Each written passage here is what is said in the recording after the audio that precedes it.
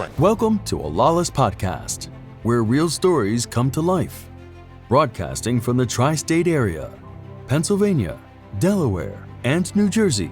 We're just one stop away from the DMV, bringing you raw, unfiltered conversations that matter. At a Lawless Podcast, we bridge cultures and communities, connecting people from all backgrounds and walks of life. I'm so happy you brought that point. Okay. So we jump into the next phase, Right. which is the hypocrisy in sexual identification. The hottest event of the summer is here. Lawless Entertainment presents the annual all-white dinner party. Get ready for an elegant, unforgettable night filled with glamour, music, and networking with the movers and shakers of the city. Right. Like what you say now, I love girls, but I don't want people to know that I love girls. Right. But in the darkness, I am so into them. I love men, but I don't want the public to know. But in the dark, I'm so into men. In the African setting and the American setting, let's talk about the difference here now. I think some men just use women as a cover up. Some men just use women as a cover up. So the society cannot judge them. You understand me? Let's say if you have a homophobia family that don't like gay people, and you come out of the closet and say you're gay, that family might kick you out of the family and say, you know what, we don't want to have nothing to do with you. And you understand me? So most gay men or most bisexual men, they decide to hide their identity. You understand me? With having a woman to say, oh, this is my woman. But deep down inside, they actually want to be with men. And you understand, they only use that woman as a cover up. So society can judge them. You understand me? That's what most of them do. Most men you see today, you sit and you see them looking masculine with the chest, the six pack and all of that. Check it up. Check it up. I have seen thousands of them that pretend to be real men. Come to find out they're more woman than me and you sitting here. So, my sister, in the case of women, in African setting, you say for men it's straight, for women it's lesbians, right? So in the African setting, why we don't hear about it? It's not like it's not there. But what are some of the reasons why? The reason is serious undercover. Because if you think about it, those boarding school, it used to be, and we used to have those say, oh, this is my girlfriend, right? But you kiss with this girlfriend, they can church, they can do all kind of things, but they don't consider as a lesbian. They just, oh, this is my girlfriend. And if they see you with another girlfriend, they will go and beat you. Of course. They will fight you, they will beat you. And they will take responsibility just like you having a good boyfriend. So I want to clear this part. You mean women fight women for women? Oh, yes. Yeah, it happened. Okay. It happened. But during that time, they don't take it serious. But people that was doing in India brain, it's serious, but they just make it girlfriends. So they don't make it like to say lesbian. The word make it broad and make it look ugly. So that's how they was using it as girlfriends. So we call that gay for the stay here. Yes. So you mean they act? They It's act there. lesbian. But the name or the is girlfriends. identity is not there. The identity. And they beat you. If they know you got 2-3 girlfriends, the other one can come out, they will beat you and you cannot able to look at your body. You really feel bad of yourself. It was really serious, but people never take it that way. You see? So I think after school, what happens? When the girls graduate, they leave boarding school. Yeah, when they Do leave they continue bodies. to practice? Or some of them still do it, but guess what? They're married, they have kids, they do it still, they still have that best friend that nobody can take them apart. If you the man that marry one of them, you have to obey with the other one, the friend. If not, your marriage cannot go nowhere. Because they can listen to their girlfriends more than their husband. We're going to stay on topic here, but I want to make this part clear. You said something now. They're like girls to girls friendship. There is this friendship that you have to accept, or else your new relationship is not going to work. If they have Does something that have extension, or is just natural? sometimes it's natural, but sometimes it's not natural. All right, thank you very much. So this identity crisis we're having, like I am into men, but I don't want the world to know, or I'm a woman, I'm into women, but I don't want my people to know. So what's your own take on that? I mean, I think it's so prevalent now that it's hard to believe that anybody is straight. I would say that 98% of my friends, my female friends, are not straight. So when I say things like, I don't get it. Like, I don't understand it. I don't see what y'all see. They're like, you want to know? You just got to try it. But I don't want to. I have no desire to. And Robert had said something earlier that like really touched home, and it made me think about just like growing up as a Jehovah's Witness and different things that I saw when people would come into their sexuality and recognize that maybe they might not be straight.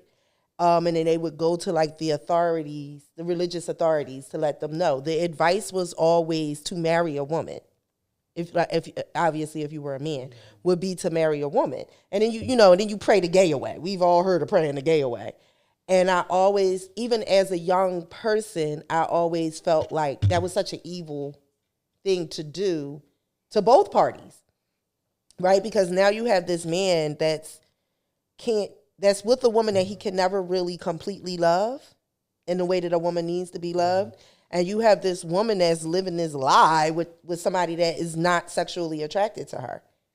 I don't think it's anything worse than living in a home with a mate that's not sexually attracted to you. Yes. And I remember having, it was a young man that used to come to my house. He was like friends with my nieces when I was like I was so cute back in the day, y'all. So when I was young and cute. Okay. And he was like really like in the church and everything. And he was having a hard time like with his sexuality and religion. And I was like, I don't know what to tell you. And I basically told him what Robert said when we first started. Your sin is no worse than my sin. That little baby that's laying up there, I wasn't married when I had that baby. Okay? So your sin is no worse than mine. But the best advice that I can give you is that if you are gay, then be the best gay man that you can be. Mm-hmm. Don't be out here marrying nobody's daughter, because you're ruining your life, and you're ruining potentially a lot of other people's lives if you have children. Thank you very much. Mr. Robert. Yes, sir. You see how this thing is going? Huh? It's difficult when you look at human relationship, but who is right? Wow. You see, a lot of people fighting their sexuality. A lot of people fighting society. It's hard for society to accept you. You coming out of the closet telling people, say, oh, I'm bisexual, I'm gay. You got to remember you're going to lose a lot of friends. You're going to lose a lot of good people, a lot of friends. You understand me? It would take a long time before those people will actually accept you to say, you know what happened? At least he came out and he tell us who he is. So you know what? Let's accept him. But that would take time. That comes in time. You can be friends with somebody for 10 years and the person don't know your other lifestyle. And then one morning you just wake up and say, look, I have something surprising I got to tell you, right? I'm this person. That person will look at you strange. Like, wow. From that moment. So the whole time, I suspected, but why they ain't just tell me? That means, one, you were lying to your friend. You were not real within yourself before I say real with your friend. And you understand me? That's why I always tell people, live your truth and stop lying to yourself.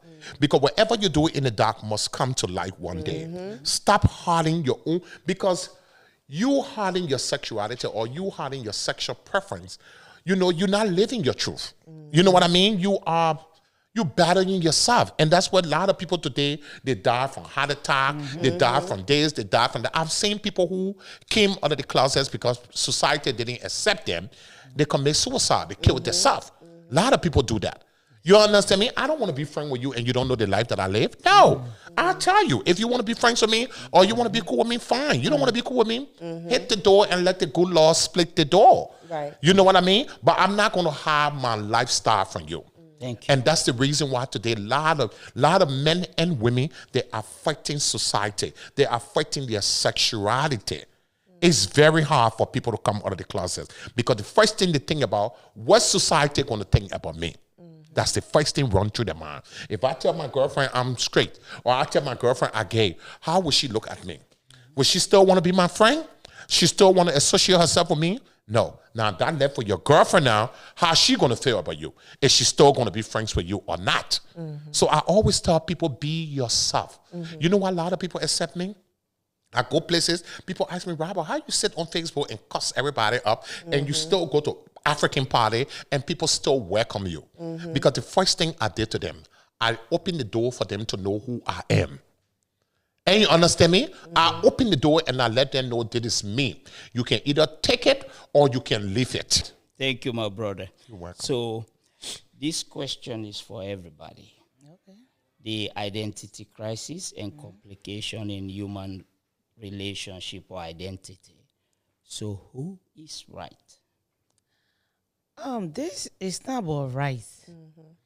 It's about how you feel about yourself. Who are you? And how you gonna prove it that nobody is gonna control my life but you? So you first of all, you should really believe in yourself when you take that step. Like Robert said, they're going to reject you. You're going to feel like you don't need to live in this world. Women do it, men do the same thing. So it's not going to be particular to a man. Some women do that. Some men do that. So it just depends the individual. Because some people can get a wife as a furniture in the house to cover their nonsense, to cover whatever they're hiding from people. Do what makes you happy. Don't do for people. You have to have that one or two people that, you know, you will listen to, you want to hear what they're coming with. And if they bring anything to you, make sure you sit down and explain to them exactly the way you feel. My own, I feel like if anybody do it, I don't discriminate them. I respect them. And that cannot change my mind. So you see, Robert is one of my friends, like nobody can say nothing about Robert. Because they be their true self.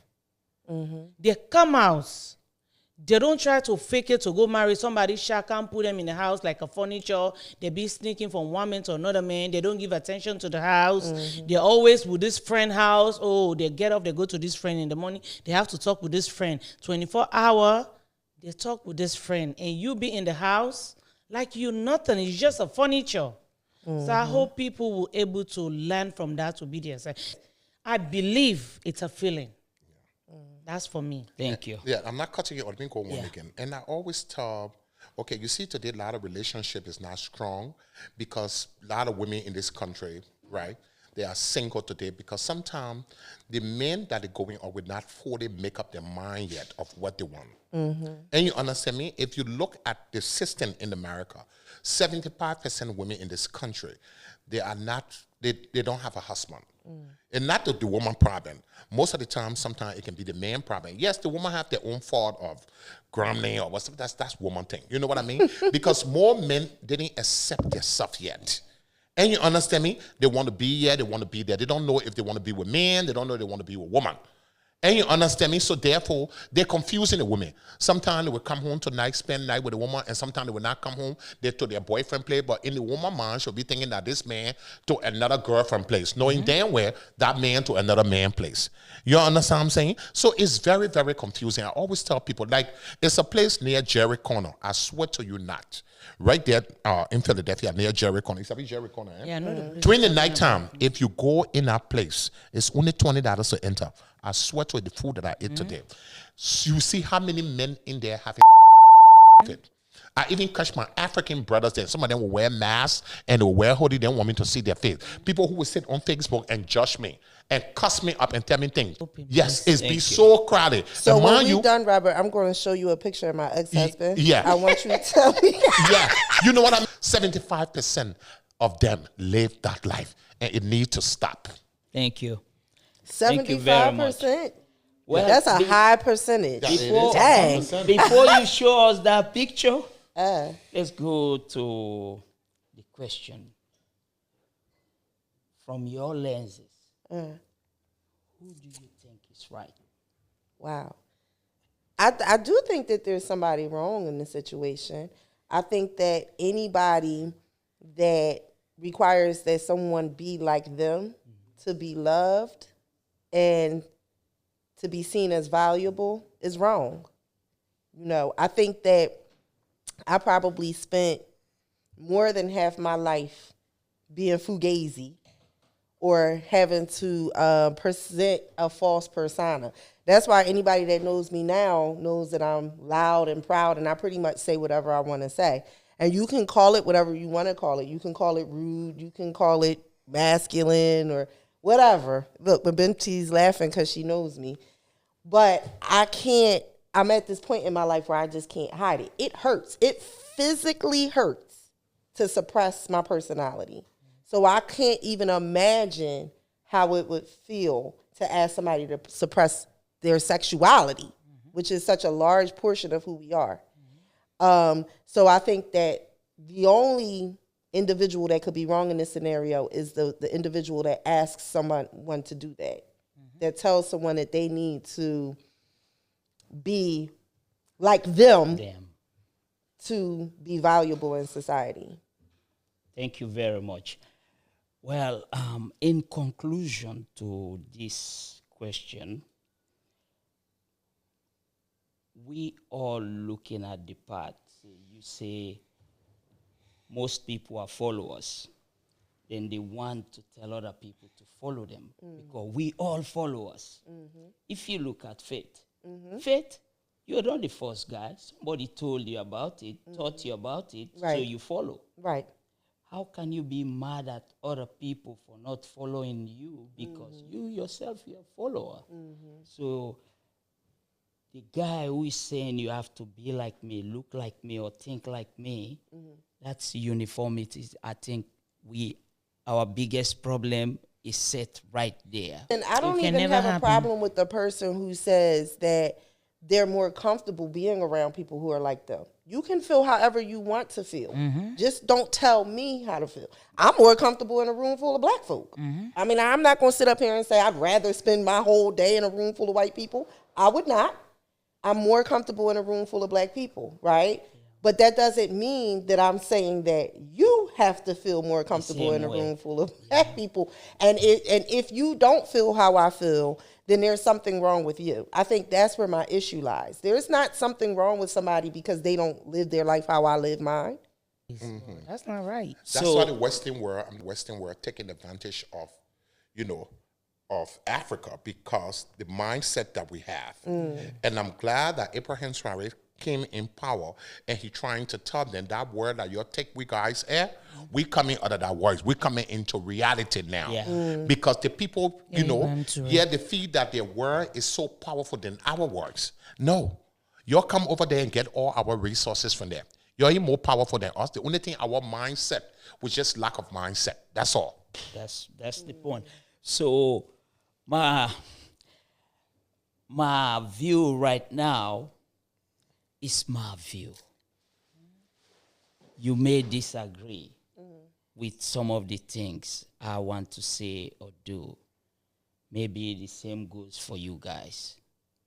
But if we talking here to generation that is here now and generations that will follow us, what will be your own message to them about independence, your mindset? Think for you. Let me make this clear. You're thinking for you, but we're not saying you should be selfish.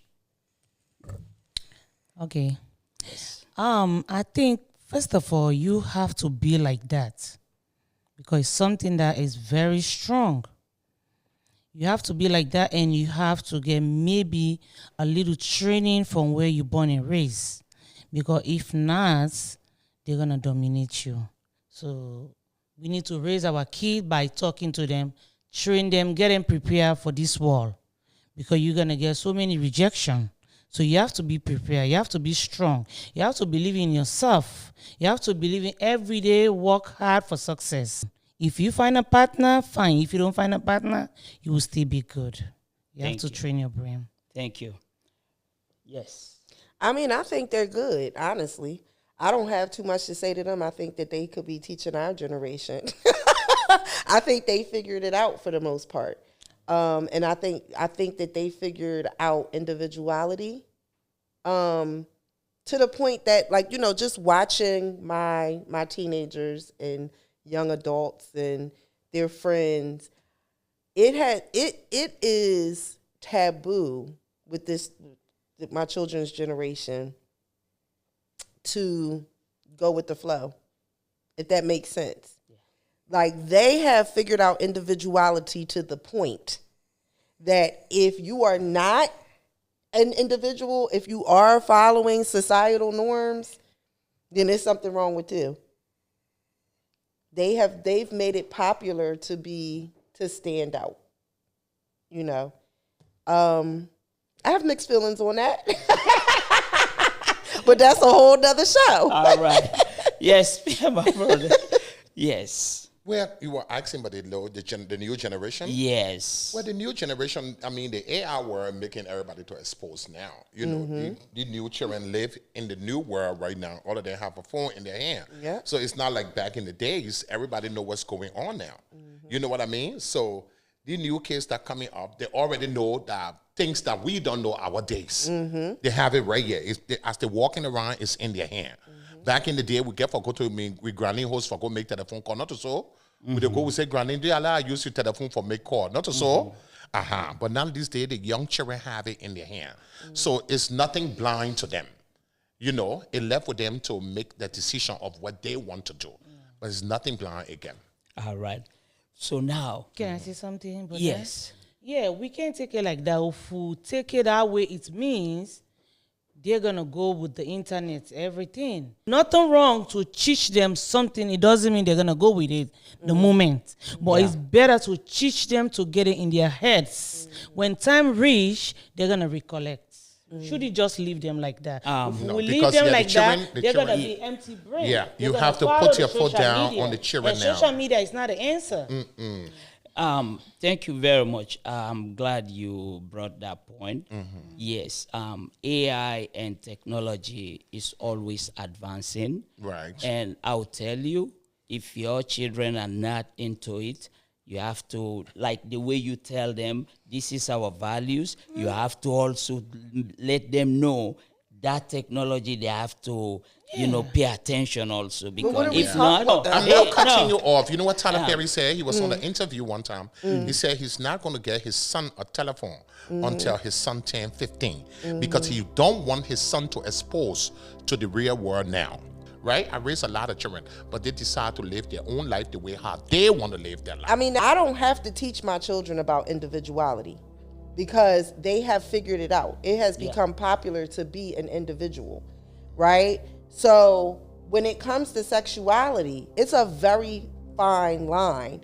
You understand what I'm saying? Of you know, how we handle those things. Whether your child is straight as a board or not, if we force our ideals on our children one way or the other, they're going to rebel. So you have to be very, very careful, and they have every right to do that in the United States of America. This is the part where I'm going to say, you see this? Hold on right there, because this topic is going to continue. The hottest event of the summer is here. Olalis Entertainment presents the annual all-white dinner party.